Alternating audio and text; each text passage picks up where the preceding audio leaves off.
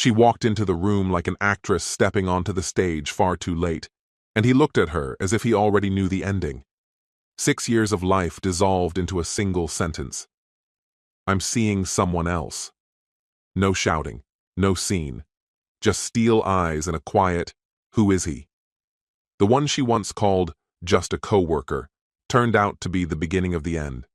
And while she searched for freedom in someone else's arms, he began writing his own script, without blame, without drama, without a chance for rewrites. One day, one suitcase, one unspoken choice. She thought she was still in control, but the game had long since changed its rules. And when she returned, convinced her place was still waiting, she didn't recognize the home, nor the man who once waited for her words, because he wasn't waiting anymore. Hello, my friend. I'm so glad you stopped by my channel. If you're here for the first time, don't forget to subscribe and share this video with your friends or family. It really helps my channel a lot. Please tell me in which city or country you watch this video. I value every one of your comments. So, let's get started. I should have caught it sooner, not because something blew up between us or because there was a dramatic shift that couldn't be overlooked. It crept in slowly. Changes so minor they're invisible unless you're really tuned in. Like how she'd take a beat before replying, as though weighing whether it was even worth saying anything at all. Or how her phone seemed fused to her palm. Dinner had turned quiet, where it used to be filled with easy chatter, mindless stories, and talk of weekend plans. I still remember the exact moment it all crystallized. We were on the couch, like we had been so many times before. I was going on about a busted pipe at work, how water flooded the place and the building supervisor practically had a meltdown. She smiled at the story, but there was no warmth in it. That was the moment I understood. She was physically present, but mentally somewhere far away. 6 years of marriage. Beatrice and I had built a quiet life together, nothing extravagant, but solid. We didn't ride emotional roller coasters, and I thought that steadiness was something to be proud of. Turns out, I was mistaken. It was a Thursday evening when she finally said what she came to say. I was standing in the bedroom, flipping through a mess of bills and old envelopes stacked on the dresser. She came in, paused in the doorway like she was waiting for a director to cue her and said, "Can we talk?" I didn't sit, just stood there, waiting. "I'm seeing someone," she told me, eyes locked on the floor. It wasn't intentional. I nodded slowly. "Who is it?" I asked. There was a pause. "Andrew." The name hit me like a steel pipe to the chest. Andrew, her former coworker. The one who was always leaving quirky comments under her Instagram posts, tagging old inside jokes. The same guy she once brushed off as a harmless goof. I kept my voice even. "How long's it been going on?" 2 months, she said, finally meeting my gaze. "We haven't slept together." I kept my eyes on hers. "But you want to." She didn't respond. That silence told me everything. I sat down on the edge of the bed, leaning forward with my elbows on my knees. There was no anger yet. Just a frozen, hollow stillness, like a circuit had blown and everything was moving in slow motion. She stepped in a bit closer. "I don't want to end things, Richard. I'm just lost." "I still care about you," she added. I looked right at her. "You're saying you care, while your heart's already with someone else." "I didn't go looking for this," she said, her voice catching. "With Andrew, I feel seen, like I matter." I didn't speak for a while. I let the silence do the work. Then I asked, "So, what now?" She exhaled. "I need some time. I need space to figure out what this all means, what we are." I stood up. "So you want to try things with him, while I just wait around, just in case it doesn't work out?" "That's not how I see it." "But it's exactly what you're doing," I said, quiet but firm.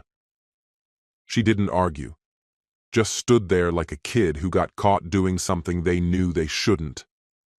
I walked past her without another word, not because I had nothing left to say, but because everything that needed saying had already been said. She left the following morning. No dramatic scene, no suitcases, just an overnight bag and that forest green coat she always tied twice at the waist. She didn't offer a destination, and I didn't ask. I knew. It was Andrew. She lingered in the entryway for a second. I was at the dining table, coffee in hand, not bothering to lift my eyes. "I'm not sure how long I'll be gone," she said. "This isn't goodbye, just time apart." I stayed silent. She hesitated like she expected some reaction, a plea, a tear, maybe a last-minute change of heart. All she got was the soft clink of my spoon against the ceramic mug. Then she was gone. I waited until her car faded down the street before getting up. The quiet that followed didn't feel peaceful. It felt like the house itself was trying to get used to her absence, murmuring her name in the walls. I didn't pick up the phone, didn't reach out to friends, didn't post cryptic quotes online. I just started peeling her out of the place, one object at a time. The mirror she insisted we hang by the hallway? Removed. That aloe plant she doted on in the bathroom? Thrown out. It wasn't about vengeance. I just needed a space that didn't breathe her name every time I turned a corner. By lunchtime, I was at my computer, staring at a fresh document titled Separation Plan. This wasn't retaliation. It was just the next step. That night, she sent me a message. "Hope today wasn't too hard. I'll check in tomorrow."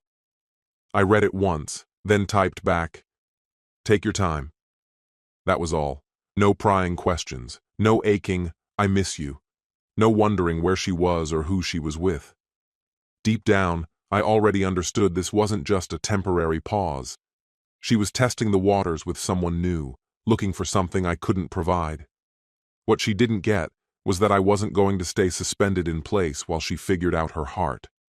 She thought she had all the time in the world, but in truth, her time was already slipping away. By the second week, her messages changed. They came more frequently, and with more depth. No more surface-level check-ins, but real thoughts. One stood out. "I've been thinking a lot about what we had. Being away feels off. Andrew, he's not who I thought." I missed talking to her. That line landed differently than anything she'd said before. I read it twice, then set my phone down. I didn't rush to respond. Instead, I waited until morning before sending a simple message back. "I'm doing all right. Hope things are okay with you too." It was short, polite, emotionless, and it threw her off balance. Her replies started to shift, less confident, more cautious. She asked if I was sleeping okay, wondered if the house felt any different, asked if I'd moved things around. Then she brought up counseling. Not just for herself, she meant both of us. It was like watching someone slowly realize their escape plan had failed. That's when I started thinking practically. One of my colleagues, Julian, had gone through something like this not too long ago. Quiet guy, sharp. He once told me about a lawyer who handled his separation with total discretion. No drawn-out mess, no unnecessary drama. He swore it was the smartest choice he'd made. I trusted his instincts. That same night, I contacted Victoria. By the next afternoon, I had a consultation scheduled. Beatrice had no idea. She still acted like things were just on pause, like she'd return and everything would go back to how it was. One night, she called from an unfamiliar number. I almost let it ring out. When I answered, her voice was soft, careful. "Hey, it's me." "Yeah, I figured. I just needed to hear your voice." I stayed quiet. "Andrew and I—" She hesitated. "It's not what I thought it would be. He hasn't changed. Still shuts down. Still sulks when things get hard." It sounded like she'd tried to step back into a memory, only to realize it had never really been solid. I didn't offer her comfort. "Sometimes things stay in the past for a reason," I said. She didn't respond. I let the silence stretch out. "Do you think we could meet? Talk in person?" she eventually asked. Maybe, I replied, if the time feels right. I ended the call because I hadn't finished building the next chapter of my life yet. 3 weeks after she walked out, I sat in Victoria's office, signing the documents. She was focused and to the point, professional, efficient.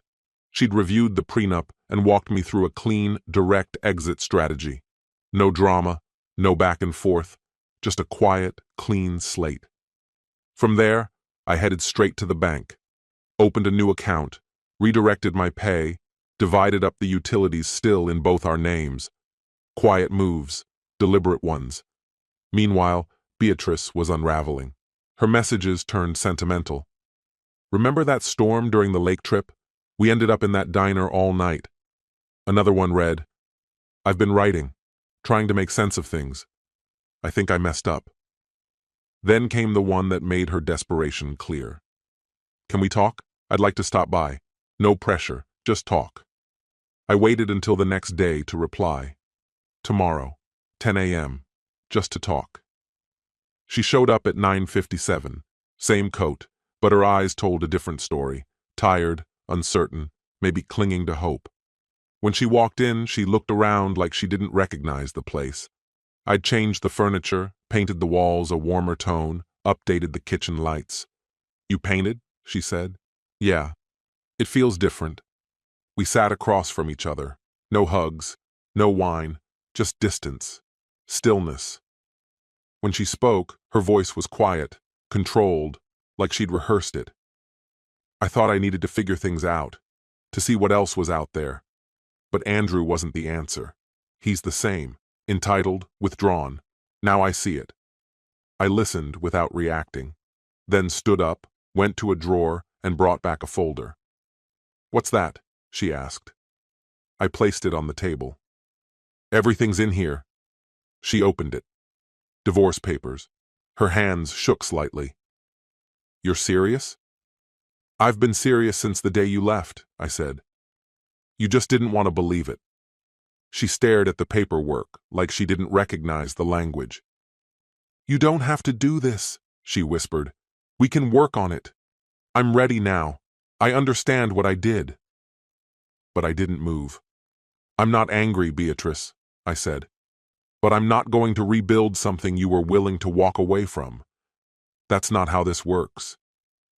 She touched the folder lightly, like maybe that gesture could erase what it meant. I was lost. I thought Andrew could give me clarity. But being with him only reminded me why I left in the first place. That was the first time she said it that way. Left him. Andrew wasn't just someone she worked with. He was part of her past. A chapter she thought needed revisiting. The irony is, in 6 years, she never admitted that. He was always just Andrew from the office, just a co-worker. I guess it made everything easier to understand. I sank back into my chair. So, you went back to him? I asked. While you were off chasing certainty, I was here, trying to salvage what was left. I panicked, she said quietly. I didn't know how to talk to you. You always seem so in control, Richard. I didn't think you'd even want to fight for us. That's where you were wrong, I replied. You took my silence as a sign that I didn't care, but that wasn't the case at all. It was strategy, stillness. I needed to see who you'd become when you thought I'd stopped watching. Her lips drew tight. So all this time, you were just waiting for your moment to leave? No, I said gently. I was figuring out how to keep going after you. Her eyes stayed dry, but her voice wavered. Can't we try something? Therapy? Just once? Don't we owe that to ourselves? I stood up slowly. You owed that before you walked out. She blinked like the truth had only now caught up to her. You're actually doing this. I nodded. This moment already came and went. You just didn't see it. She sat motionless, lost in the pause. I walked into the kitchen, filled a glass of water, and waited. After a while, she rose too, hugging a folder close like it might give her back something she'd misplaced. So, this is really it, she murmured. For me, it ended 3 weeks ago, I said. This is just the paperwork. She stepped outside without another word. No hug, no parting tears, just the muted sound of her shoes on the pavement and the car door closing behind her. That was the final time Beatrice crossed my threshold, but nowhere near the last time I'd wonder how she left so easily. 2 months have passed since the divorce was finalized. No attempts to reconcile, no tearful late-night phone calls, just an email with a PDF from her lawyer, and silence ever since. The house doesn't feel haunted anymore. It feels like it belongs to me again. I replaced the bedding, donated her favorite armchair, and tossed out that framed cityscape she adored. The one she said looked like infinite opportunity. I always thought it looked like smog. I didn't make a public post, no status updates, no soul-bearing monologues about starting fresh. I just moved forward, quietly, intentionally. Beatrice hasn't contacted me since, not a text, not even a like. But once in a while, I see her name pop up in the viewers of my stories. That's enough. I don't need an apology. I don't need closure neatly gift-wrapped in the form of one final conversation. Nobody really talks about the strange peace that arrives when you finally stop hoping someone will come back. When you begin choosing yourself instead, and realize that's more than enough. A couple weekends ago, I got in the car and just drove. No map, no timeline. I ended up in a sleepy little town with a cozy cafe tucked beside a used bookstore. I spent the whole afternoon there, reading, jotting thoughts into a notebook. A woman named Celeste sat nearby and noticed the novel I was flipping through. We started chatting. We talked about fresh starts and how healing isn't always loud or cinematic. It's soft, subtle, barely noticeable. She gave me her number, no pressure, no promises, just a kind and genuine moment.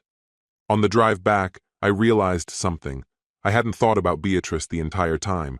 Not once, not where she was, not if she missed me.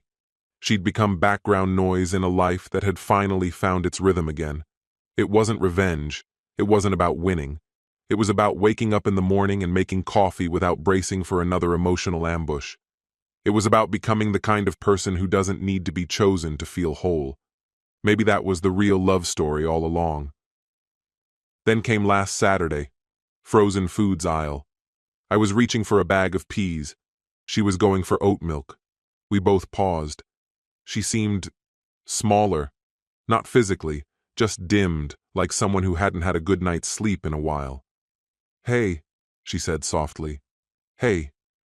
We stood there, letting the world rush past us. "You look good," she said. "Thanks." "So do you," I offered, even though it wasn't exactly true. I figured it was something she needed to hear. The silence wasn't tense, just tired. She glanced at my shopping cart. "Cooking for someone?" I smiled. "Just me." She nodded slowly, as if that was harder to comprehend than it should have been. "I keep thinking about that day," she said. "You were so calm. I expected yelling, something bigger." "That's not how I fight," I said with a shrug. She laughed, but it was a fragile sound, equal parts remorse and realization. "I get that now." We stood there for a bit longer, wrapped in everything unspoken. She shifted like there was something more she wanted to say, but couldn't quite find the words. "Are you happy?" she asked. I didn't answer right away. Not because I was unsure, but because I wasn't. I was certain. This story has come to an end. What's your opinion? Share it in the comments, my friend. And if you like this story, check out other exciting videos on my channel. I'll say goodbye until the next video. See you.